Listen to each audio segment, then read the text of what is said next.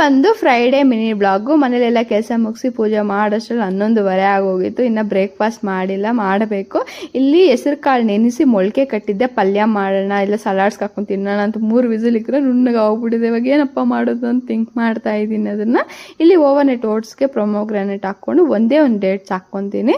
Almost ನನ್ನ breakfast ಇದೇ ಇರುತ್ತೆ. ಓವರ್ನೈಟ್ ಓಟ್ಸು ಇಲ್ಲ ಮಸ್ಕ್ ಮಿಲನ್ ಜ್ಯೂಸ್ ಇಲ್ಲ ರಾಗಿ ಜಾವ ಇದೇ ಇರುತ್ತೆ. ನಾನು ಫ್ಯಾಟ್ ಲಾಸ್ ಸ್ಟಾರ್ಟ್ ಮಾಡಿದಾಗಿಂದನೂ ಇದೇ ನನ್ನ ರೊಟೀನ್ ಹೋಗಿದೆ.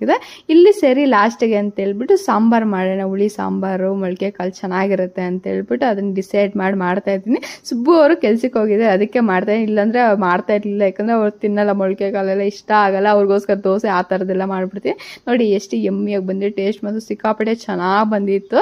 ಇಲ್ಲಿ ರೈಸು, ಕುಕ್ಕುಂಬರು, ಎಗ್ ಮತ್ತು ಇದು ಸಾಂಬಾರು ಜಾಸ್ತಿ ಹಾಕ್ಕೊತೀನಿ. ಆವಾಗ ನಮ್ಮ ಫ್ಯಾಟ್ ಲಾಸ್ ತುಂಬಾ ಚೆನ್ನಾಗಿ ವರ್ಕ್ ಆಗುತ್ತೆ ಅಂತ ಹೇಳ್ಬಿಟ್ಟು ರೈಸ್ ಸ್ವಲ್ಪ ಕ್ವಾಂಟಿಟಿ ಇಟ್ಕೊಬೇಕು. ಅದು ನಮ್ಮ ಫ್ಯಾಟ್ ಲಾಸ್ಗೆ ಮತ್ತು ಎಲ್ಲದಕ್ಕೂ ಹೆಲ್ಪ್ ಆಗುತ್ತೆ. ಇಲ್ಲಿ ನಂಗೆ ತುಂಬಾ ಕ್ರೇವಿಂಗ್ ಆಗ್ತಾಯಿತ್ತು ಮಗ್ ಕೇಕ್ ತಿನ್ಬೇಕಂತ ಹೇಳ್ಬಿಟ್ಟು. ನಾನು ಆಚೆ ಎಲ್ಲ ಸ್ನ್ಯಾಕ್ಸ್ ಎಲ್ಲ ತಿನ್ನೋದು ಬಿಟ್ಬಿಟ್ಟದಾಗಿಂದ ಈ ಥರ ಏನಾದರೂ ಅವಾಗವಾಗ 10 ದಿನಕ್ಕೆ 20 ದಿನಕ್ಕೆ ಏನಾದ್ರು ಕ್ರೇವಿಂಗ್ ಆದಾಗ ನಾನು ಮಗ್ ಕೇಕ್ ಮಾಡ್ಕೊಂಡು ತಿಂತೀನಿ. ನಾನು ಕ್ರೇವಿಂಗ್ಸ್ ಕಮ್ಮಿ ಮಾಡ್ಕೊಳಕ್ಕೆ. ಫುಲ್ ಕಂಪ್ಲೀಟಾಗಿ ನಾವು ಬಿಡೋಕ್ಕಾಗಲ್ಲ. ಆಚೆ ತಿನ್ನೋ ಬದಲು ಮನೇಲಿ ಮಾಡ್ಕೊಂಡು ತಿನ್ನೋ ಸ್ವಲ್ಪ ಹೆಲ್ದಿ ಅಂತಲೇ ನಾನು ಅಂದ್ಕೊತೀನಿ. ಅದಕ್ಕೆ ಮಾಡ್ಕೊಂಡು ತಿಂತಾ ಇದ್ದೀನಿ. ಇಷ್ಟ ಆದರೆ ಲೈಕ್ ಮಾಡಿ ಫಾಲೋ ಮಾಡ್ಕೊಳ್ಳಿ. ಪಾಪ.